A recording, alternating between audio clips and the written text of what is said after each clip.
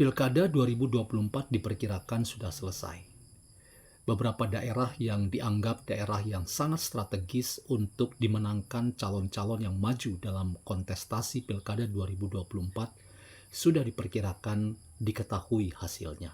Dan siapa yang akan menjadi pemimpin pada 5 tahun ke depan juga sudah diperkirakan pasti dan tidak akan meleset jauh. Jakarta, Jawa Barat, Jawa Tengah, dan Jawa Timur, beberapa daerah yang strategis itu sudah sangat pasti memiliki pemimpin-pemimpin mereka masing-masing. Dalam konteks ini, teman-teman, harus kita katakan bahwa Pilkada Jawa Tengah adalah pilkada yang pada akhirnya mengalahkan secara telak pasangan atau kandidat yang diusung oleh Partai Demokrasi Indonesia Perjuangan. Rambo tak segagah tubuhnya.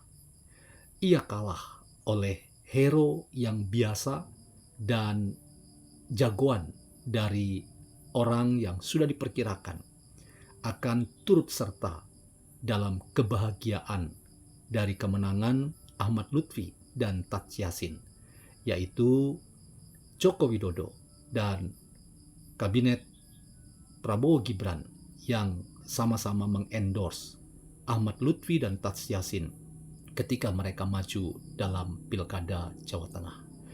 Bagaimana filsafat menolong kita untuk melihat secara kritis kemenangan Ahmad Lutfi dan Tats Yassin ini dalam konteks peta politik tanah air ketika kandang banteng kebobolan, dan kita bisa melihat bahwa PDIP ternyata tidak segagah yang diperkirakan.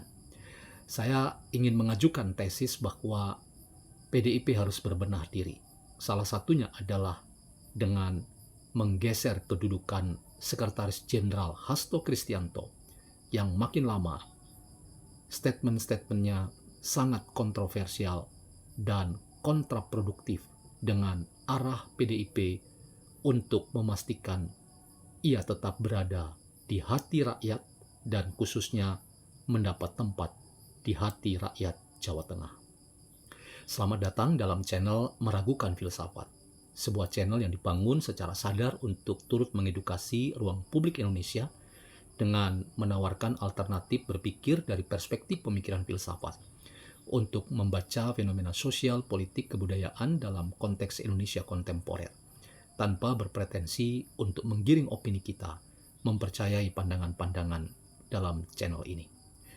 Teman-teman, seperti yang sudah diprediksi sebelumnya, ternyata Ahmad Lutfi dan Tats Yassin akhirnya, menurut laporan Litbang Kompas, dalam hitung cepat atau quick count, dipastikan memenangkan Pilkada Jawa Tengah tahun 2024.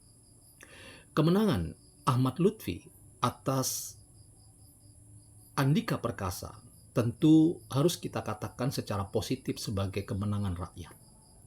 Namun jauh lebih dari itu adalah perang ideologi yang kita lihat bersama-sama sangat nyata dalam kontestasi Pilkada Jawa Tengah 2024 antara kekuatan pro-Jokowi dan kekuatan Partai Demokrasi Indonesia Perjuangan, dan di belakangnya adalah Megawati. Itu ternyata harus kita akui bahwa sosok Jokowi tetap punya taji dan kekuatan serta pengaruh politik yang luar biasa. Endorsement yang ia berikan kepada pasangan Ahmad Lutfi dan Tats Yassin sangat berarti besar sekali untuk di akhir-akhir kampanye membuat pasangan ini beroleh kesempatan untuk memenangkan Pilkada Jawa Tengah. Dalam konteks itu, teman-teman, saya ingin mengatakan bahwa kemenangan Ahmad Lutfi dan Tats Yassin rasanya tidak akan mengubah peta politik secara signifikan.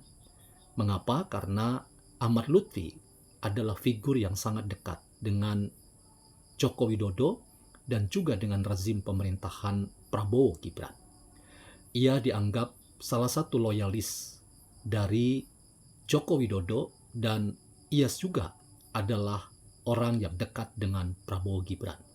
Itu berarti bahwa arah pemerintahan di Jawa Tengah ke depan akan selalu menjadi support system yang sangat berharga bagi rezim pemerintahan Prabowo Gibran untuk mengamankan Jawa Tengah dan memastikan Jawa Tengah tetap berada dalam koridor dan sistem politik nasional dalam cengkraman dan pengaruh rezim pemerintahan Prabowo Gibran.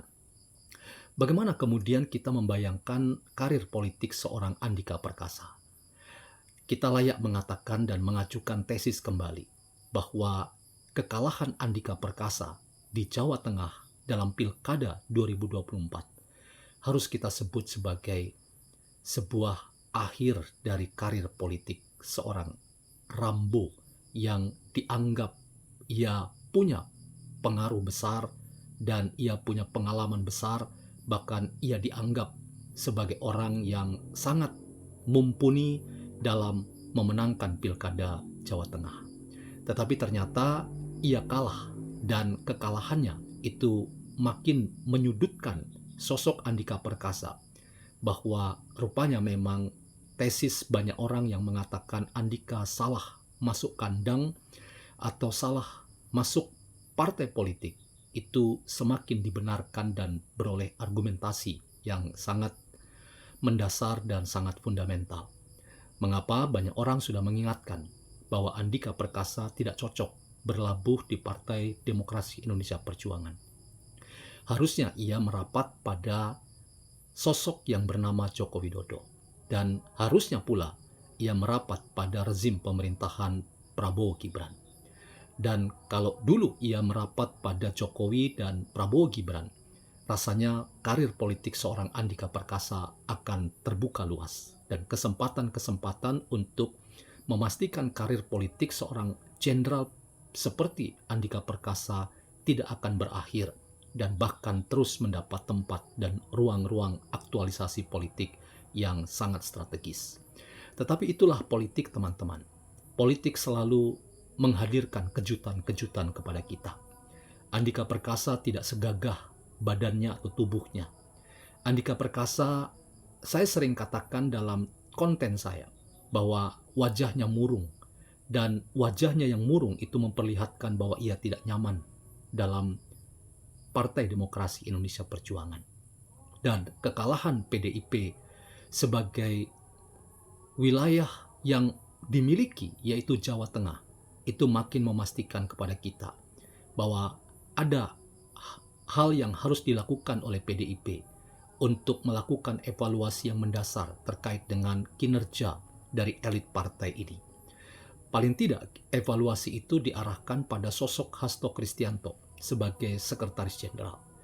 Statement-statementnya menjelang pilkada itu sangat kontroversial dan kontraproduktif dengan upaya PDIP untuk menggalang kekuatan dan mengambil hati rakyat.